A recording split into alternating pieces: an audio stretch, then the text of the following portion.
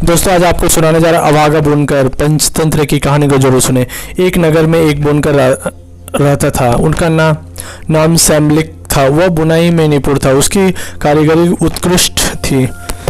उसके द्वारा बनाए वस्त्र सर्वश्रेष्ठ हुआ करते थे। उसके बावजूद वह उतना ही धन उपार्जित कर पाता था जिसे भोजन वस्त्र की पूर्ति कर सके, जबकि उसी नगर के अन्य बुनकर साधारण वस्त्र बनाते हुए भी उससे कहीं अधिक धन अर्जित कर बहुत धनी हो चुके थे। यह देखकर सैम्बलिक दुखी होता और सोचता कि इस गांव में परिश्रम का कोई मोल नहीं है। एक दिन उसने गांव छोड़कर अन्यत्र जाने का विचार किया और अपनी पत्नी से बोला, भाग्यवान, इतने वर्ष से इस नगर में रहकर मैं निर्धन ही रहा।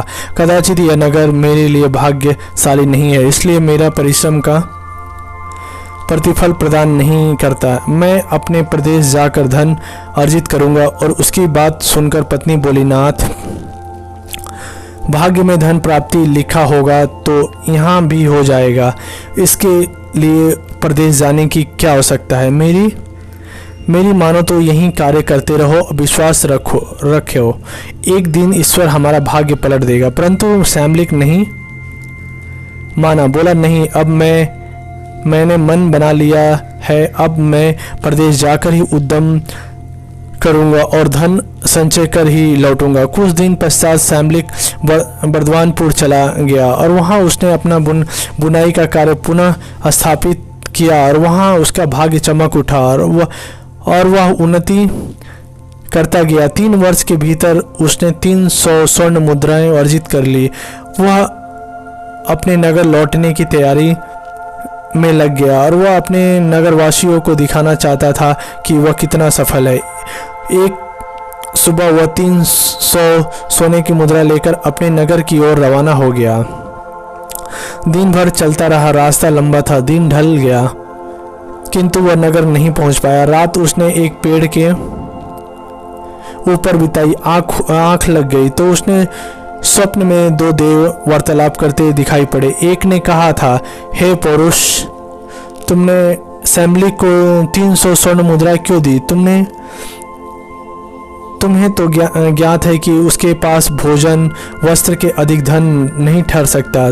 दूसरा बोला, हे भाग्य, मुझे हर पुरुषार्थी को उसके कर्म का फल प्रदान करना ही है। सैम्बलिक ने कर्म किया था, अतः मैंने उसे 300 स्वर्ण मुद्रा प्रदान की। अब ये तुम्हारा ऊपर है कि तुम वे उसके पास रहने दो या छीन लो। इस स्वप्न से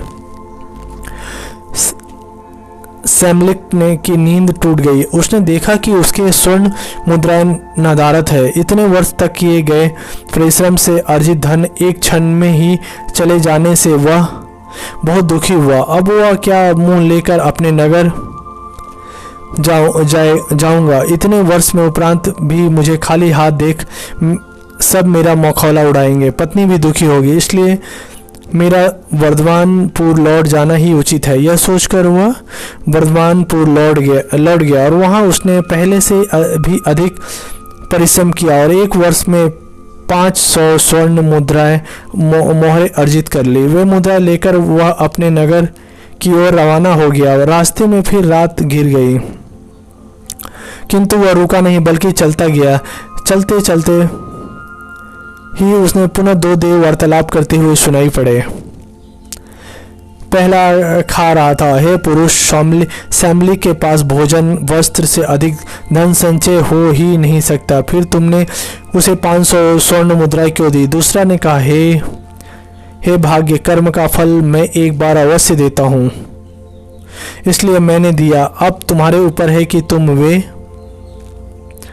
मुद्राएं उसके पास रहने दो या ले लो। यह वार्तालाप सुनकर जैसे सैम्बलिक ने अपने मुद्राओं की गठरी देखी तो पाया कि उसमें 500 मुद्राएं नदारत है। वह दुखी हुआ और सोचने लगा कि इतने परिश्रम से भी मैं धन अर्जित करता हूँ किंतु वह मेरे पास ठहरता ही नहीं। इसलिए इस तरह धन का जीवन जीकर मैं क्या करूँगा। यही है, किसी पेड़ से लटक कर प्राण त्याग देता हूँ। फिर उसने रस्सी का फंदा बनाया और उसे एक पेड़ की टहनी से बांध दिया और वह लटकने ही वाला था कि एक बाकसबानी हुई, हे शैमलिक, ऐसा अनर्थ मत कर, तेरा भाग्य में भोजन वस्त्र से अधिक धन नहीं है, इसलिए धन के पीछे मत भाग, अपने नगर लौट जा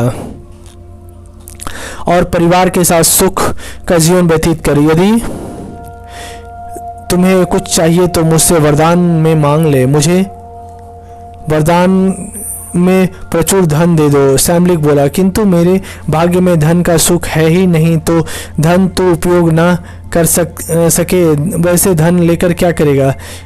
मुझे धन की चाहिए, फिर चाहे वह उसका उपयोग कर सकूं या ना कर सकूं। इसके पास धन होता है, वह लोगों का आदर सम्मान करता है, इसलिए मुझे अपार धन प्रदान कीजिए। शैमलिक बोला, ठीक है, यदि तुम्हें धन ही चाहिए तो पुनः वर्धमानपुर लौट जा। वहाँ बनी के 2 पुत्र हैं, एक का नाम गुप्तधन है और दूसरे का उपायुक्त धन। उसके पास जा और दोनों प्रकार के धनों को उस स्वरूप जानने के उपरांत मुझ में वरदान मांगना। यदि तुझे उपभोग के लिए धन चाहिए होगा तो मैं तुम्हें भोग धन दूंगा, यदि तुझे बिना उपयोग का धन चाहिए तो मैं तुम्हें गुप्त धन प्रदान करूंगा। इसके बाद आकाशवाणी बंद हो गई। शैमलिक वर्धमानपुर लौट गया। वहाँ वह पहले गुप्तधन के घर पहुंचा। उस घर में किसी ने उसका स्वागत नहीं किया, बल्कि उसे भगाने का प्रयास किया, किंतु शैमलिक जबरदस्ती वहां घुस गया। भोजन में गुप्तधन ने उसे सूखी रोटी दी। रोटी खाकर वह वहीं सो गया। स्वप्न में उसे फिर दो देव वार्तालाप करते हुए सुनाई दिया। पहला कह रहा था, हे पुरुष, तुमने गुप्तधन को भोग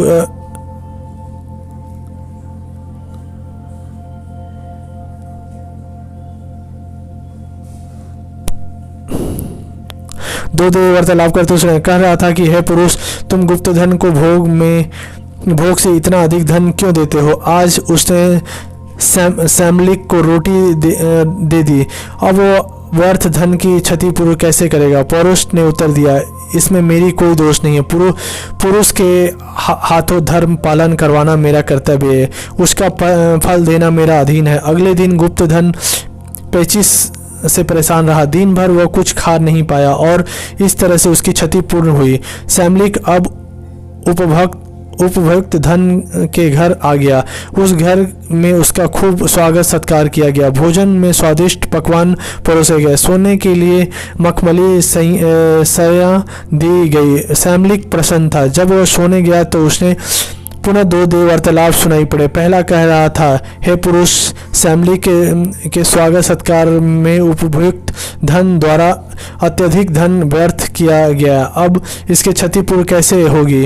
दूसरा बोला, हे भाग्य, अतिथि सत्कार के लिए धन व्यय कराना मेरा धर्म था, इसका फल देना तेरे अधीन है। अगली सुबह राजदरबार का एक राजपुरुष उपभोक्त धन के घर आया और उसे राजप्रसाद के रूप में धन और बहुमूल्य भेंट प्रदान की। शैमलिक सब देख रहा था।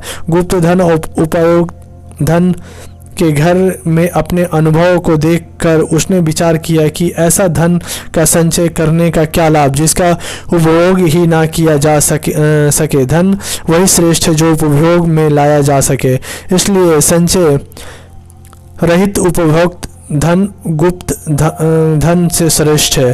शिक्षा, moral of the unlucky weaver story. उचित गुप्त धन व्यर्थ है, संचित गुप्त धन व्यर्थ है, क्योंकि उसका होना ना होना बराबर है। दान में प्रदान किया गया धन या सत्कारों में व्यय किया गया धन संचित धन से श्रेष्ठ है।